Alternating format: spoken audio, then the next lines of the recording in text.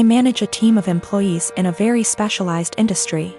The employees are hired on 2-year contracts that are mostly automatically renewed. Salaries are fixed for the duration of the contract, but raises are negotiated at time of renewal. There are no non-competes. I have one employee, Sarah, who requested a meeting with me last week to discuss a possible raise. I informed her that it is a little early as her contract won't expire until Jan, and I would be happy to discuss it in November. She told me she would like to discuss it now as her current salary does not reflect the amount of work she is doing. So I set up a meeting with her on Friday and told her I will hear her out. To her credit, she gave well-thought-out presentation listing the average salary in her field, the extra responsibilities she had to take on, and the extra revenue she was able to generate, etc. In the end, she asked for a 19% raise to stay on. This was a substantial jump, but I thought she made some good points and, with inflation being what it is, I can sell it to the managing partner that we are locking down a good employee for 2 more years. After the presentation, I told her I will just approve the raise and talk to the managing partner about starting her new contract early. Since the only things we are changing are the salary numbers, we can have the new contract ready for her to sign by Tuesday. She seemed very surprised that I did not try to negotiate and looked a little shell-shocked that the meeting was over so quickly. So anyways, I spent the entire weekend selling the raise to the partners and harassing legal to get the documents ready. However, when I gave her the documents to sign this morning, she asked for another meeting to discuss salary. She informed me that after doing more research over the weekend, her pay is still not reflective of all the work she is doing. At this point, I got pretty annoyed and told her that we can discuss in 2 years. I thought that was the end of it, but after lunch she came to my office with 3 offers letters she received from our competitors. One in our city with a salary that is 2 to 3% higher, and 2 from other states that are 8 to 9% higher. She asks for the new salary to at least match the competitor in our city to stay.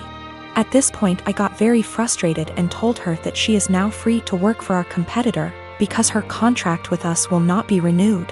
She called me in, and left crying, immediately telling all her coworkers that I fired her for asking for a raise, which obviously caused quite an uproar. My wife thinks that I am the because I could have just said no. She probably had the other offers for a while and was never going to actually leave. She recommended that I offer her back the new contract.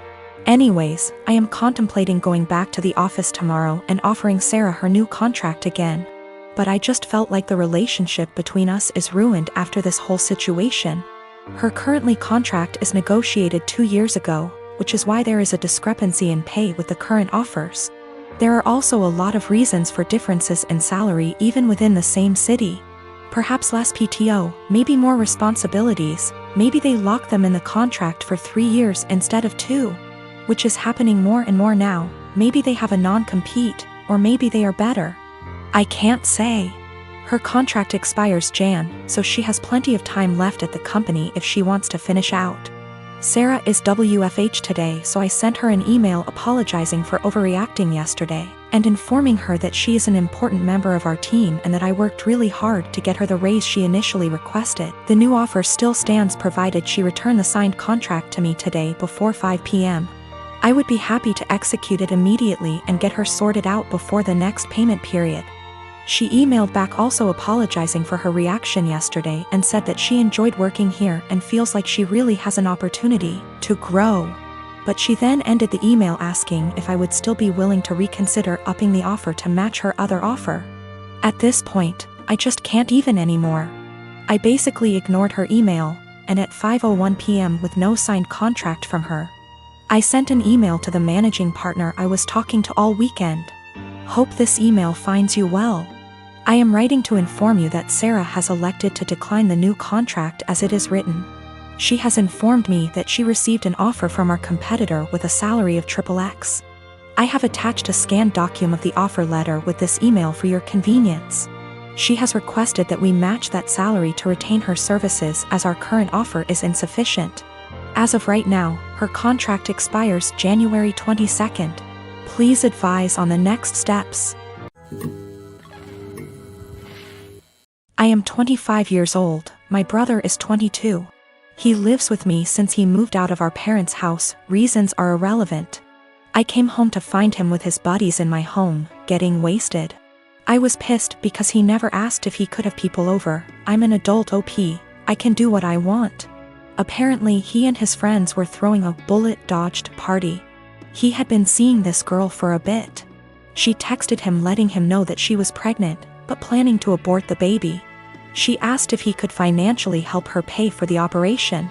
He blocked her. I was horrified. Apparently he and his brilliant friends decided that she had lied about taking birth control, because it's impossible for women to get pregnant if they're on the pill.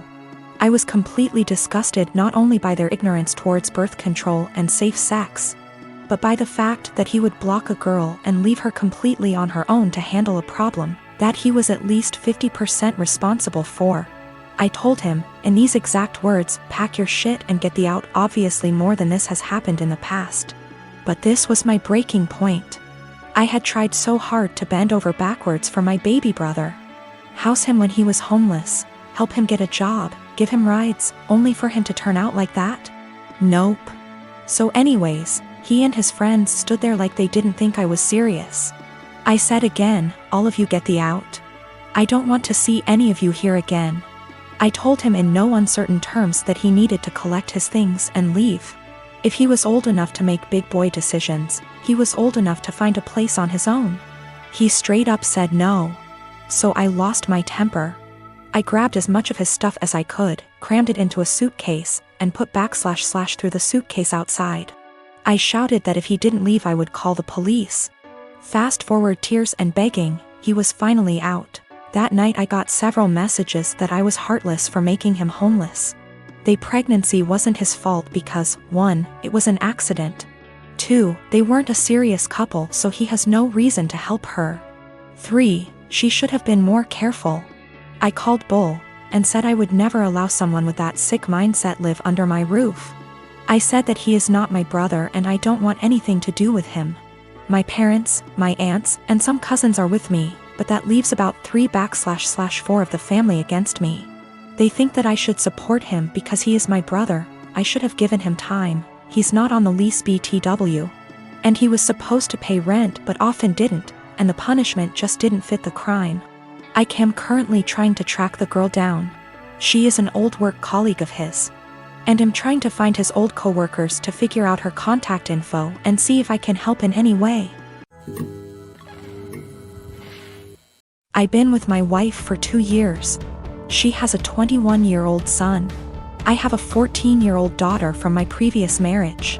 My late wife passed away in 2014. She left a few things for our daughter, including a gold jewelry set.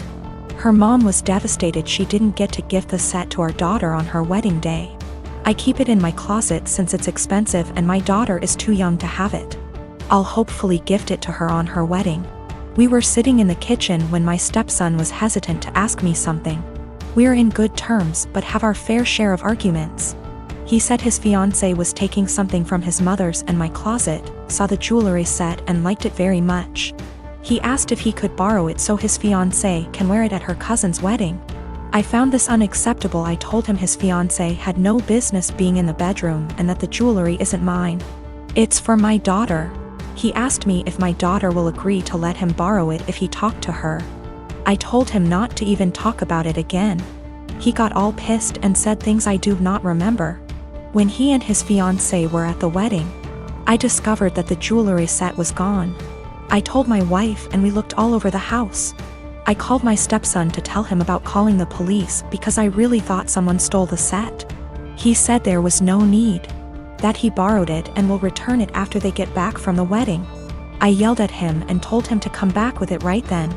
I kept calling him till 12 a.m. when he told me to stop calling and that he'd bring it in the morning.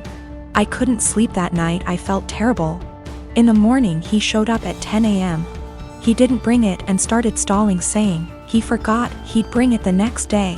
At this point it was clear he gifted it to his fiancée and was stalling. I got so mad I told him I will be pressing charges if he doesn't return the set today. We got into an argument. My wife said his fiancée was the one who wanted the jewelry set. But he was the one who took it and it's not even mine, it's my daughter's, which made it worse. because I'm responsible for whatever happens to it. His grandparents berated me after I told them this and got mad and defended him when I said that I will be pressing charges. He stole and needed to be responsible for his actions. He didn't respond to my final calls, so now I've given him one last chance, and it's over. I pressed charges today. They're saying calling the police was extreme and cruel. They're all convincing me to back down. He was replying to me sarcastically when I said I'd get the authorities involved, and he didn't take me seriously. His mom said she tried to talk to him, but I had enough of him stalling, hoping I'll just let it go so he can make his fiancée happy. I feel like an irresponsible idiot. I can't even look at my daughter without feeling frustrated and infuriated. I'm hurt, but what's worse is that this is my daughter's property that I couldn't take care of. My wife allows them into the room, although I told her not to several times. They're not kids, and there should be some boundaries. My girlfriend and I have been together for about a year. Most everything is great except one thing. If I tell her I'm sick / not feeling well / hurt, she refuses to believe me. If I have a cold, she tells me I'm faking it until it goes away and then says, "See, you are fine." I'm rarely sick, so it's never been a major issue. But she has zero sympathy when I'm sick. She grew up with hypochondriac parents who were always sick with something, often self-diagnosing themselves with fatal maladies. She has limited contact with them, and the time I met them, I was told by them that they didn't have long left to live. I get it, growing up in that household must have been awful. But what happened on Sunday just sent me over the edge. Girlfriend and my sister wanted to check out this event, and we were all supposed to go.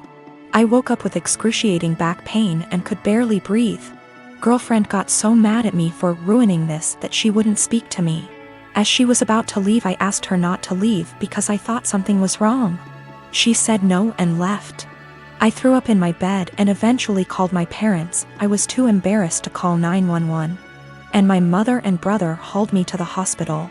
I was whisked back, and after 20 minutes I was diagnosed with kidney stones, fentanyl and gravel, and I had a CT scan and then went for a procedure to bust the kidney stones. 5 hours later and I was laying on my parents' sofa in a haze. I have never, and hope to never, feel pain like that again in my life. I was sure I was going to die. The attending in the told me it's worse than childbirth and that they've had it before, too. I didn't text my girlfriend throughout because I really didn't have the strength or foresight. I was drugged up and uncomfortable. My sister found out that I had been in the emergency room, and soon after my girlfriend called me. She was pissed off I didn't call her. Then I reminded her that I begged her not to leave as I thought something was wrong. She got quiet and eked out an apology. I got furious and said something rather nasty things, unsavory things. In fairness, I was on dope, still sore, peeing blood, and felt like someone had punched me in the gut. Standing was incredibly painful. I needed to take 2 days off of work and school. I rested in bed, and the only thing you can think is the person who should have been there didn't even believe me. She's texted me this week a formal apology and wants one in return for saying nasty things to her. I've been avoiding her texts / calls. I've felt like shit this week and picked something up in the so I laid low, took a few days off work and relaxed. She wants to meet tonight and talk about everything, but I'm still so mad I don't know if I should hold off seeing her. Is this as big a transgression as I feel like it is? Am I blowing this out of proportion because I felt so shitty? I just am so annoyed and angry. Girlfriend didn't believe me something was wrong, and I wound up in the with kidney stones and needed a procedure. She was mad that I didn't call her. I was too doped up, and then when I blew up at her she felt bad. I'm still mad at her.